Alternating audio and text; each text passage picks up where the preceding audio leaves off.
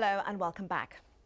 Why, after 15 years at the top, does a man on the fast track to becoming an ambassador turn his back on power and status? Carne Ross served as British diplomat in West Germany, Afghanistan, and as part of the British delegation to the UN. But in 2004, he made the headlines by becoming one of the only 2 Foreign Office officials to resign in the build-up to the Iraq War. He testified in secret to a British Special Parliamentary Committee on his experience as chief negotiator on Iraq at Britain's UN mission. And to counter what he sees as a diplomatic deficit in international relations, Ross founded a non-profit organisation, Independent Diplomat, an agency he says provides a diplomatic service for those who need it most.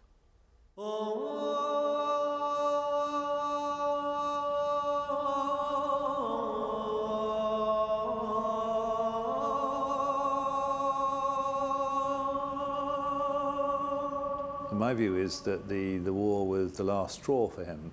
Khan was the desk officer for the Middle East. The British tend to send very good people to New York, and you certainly expect that they will be promoting the British line.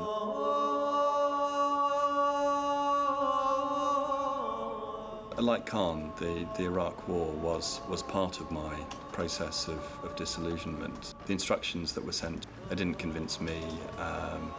And frankly, it was embarrassing to be using them.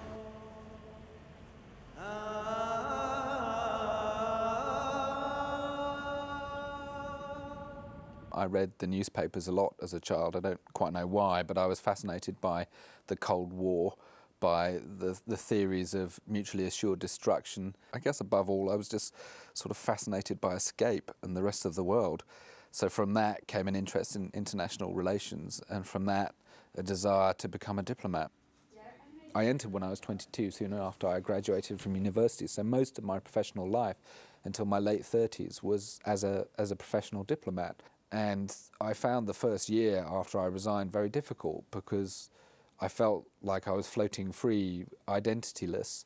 It was almost like falling off a cliff, not knowing where I was going to land.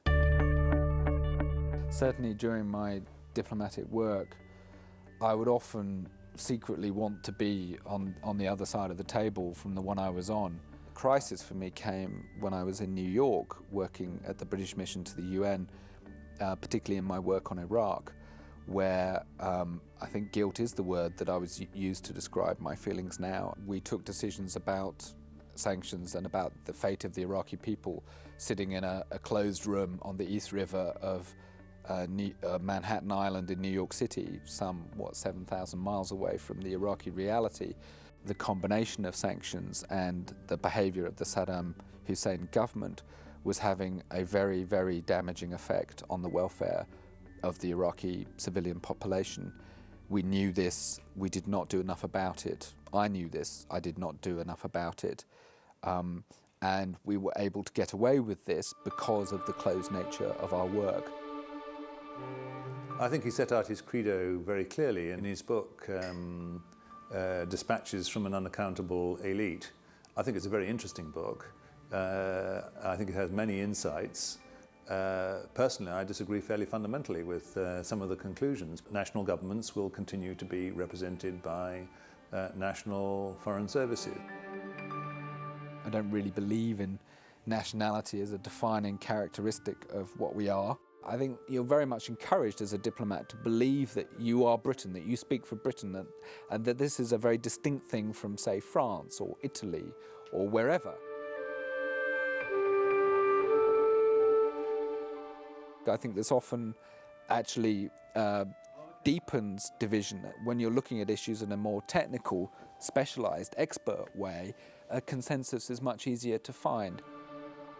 I saw a review by Christopher Mayer of the book, who pointed out that the British Embassy in Washington, the most important individual embassy, has several hundred staff, of whom only 15% are from the diplomatic service.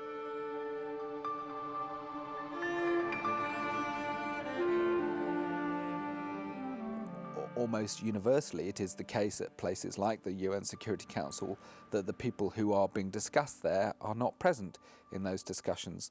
I think this is wrong, it's unfair, but it also means bad decisions result from those discussions. And this was the inspiration behind my book, but also the inspiration behind the foundation and establishment of Independent Diplomat, the organisation. It's very striking to me that I never came here. I dealt with the Western Sahara for 4.5 years on the UN Security Council, and I didn't come here until after I'd finished dealing with it. I was posted to Afghanistan after the Taliban fell. I was only there a short time.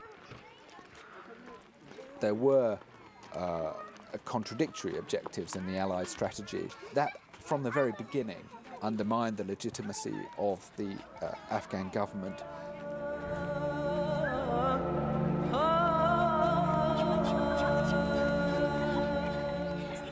Although I was a political officer at the embassy charged with reporting on what was going on in Afghanistan, I had remarkably little access to reality in Afghanistan because of the security constraints upon me. I was surrounded by men with guns. Inevitably, I think people would tend to tell me what we, the British, wanted to hear.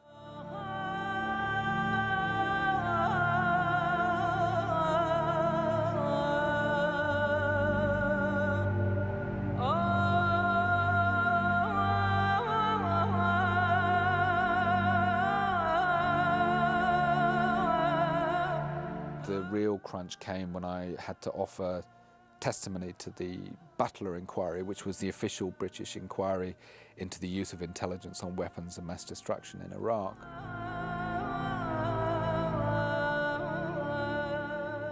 One of the real experiences that made me think there was something wrong with the way that we were working as diplomats, to me, was the thing that most upset me, was that there were really good alternatives, namely the targeting of Iraq's oil revenues, illegal oil revenues, the thing that sustained the Saddam government, that basically the US and UK governments completely ignored before they rushed into war.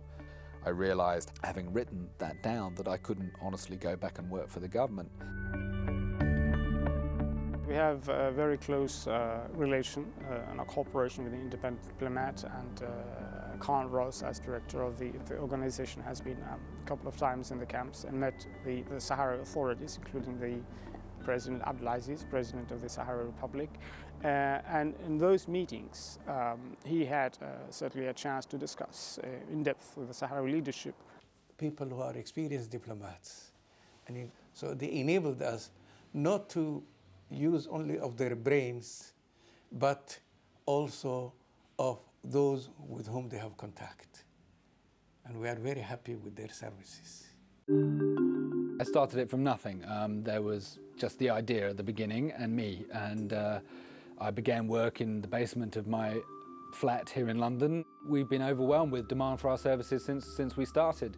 There appear to be an awful lot of countries who feel that they're excluded from the inner circle of diplomacy, excluded from having their say on their issues.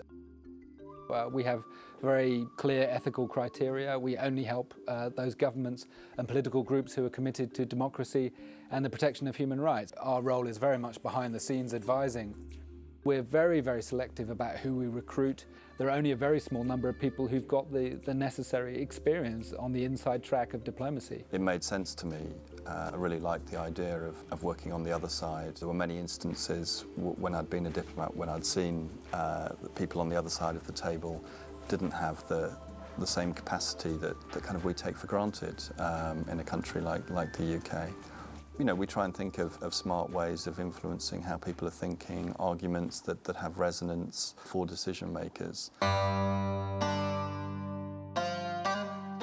Independent Diplomat now advises the Polisario Front, who reside in refugee camps in the Algerian Sahara Desert, where 150,000 refugees have been since 1975, when they were expelled when Morocco first occupied the territory. This situation is frankly an international disgrace. Self-determination is not only a right of the Sahrawi people, it's legally required by the International Court of Justice and the Security Council itself. The EU, to its discredit, has signed a fisheries agreement with Morocco to allow EU vessels to exploit the waters of the Western Sahara. We think this is illegal. Those companies that do it are acting illegally. The states that sanction it are acting illegally. This is not territory or resources that belong to Morocco to exploit. So I think there are opportunities for a legal attack on this exploitation. So in a sense, I think we have to take back the responsibility for our international affairs. One of the things I ultimately began to feel as a diplomat was that we were allowed to operate in this unscrutinized and untransparent way, partly because the general public tolerated it. It was almost like a pact between the unaccountable and the irresponsible. The diplomats were left to get on with dealing with the mess of the world, and the rest of us, the general population, could happily ignore that mess. I don't think that is a sensible way of doing business in the 21st century. It's time for us to call a halt. Carne Ross, a diplomat for hire. If you have any views you'd like to share with us, then please do get in touch on aljazeera.net/English. That's it for this programme, and until next time, goodbye.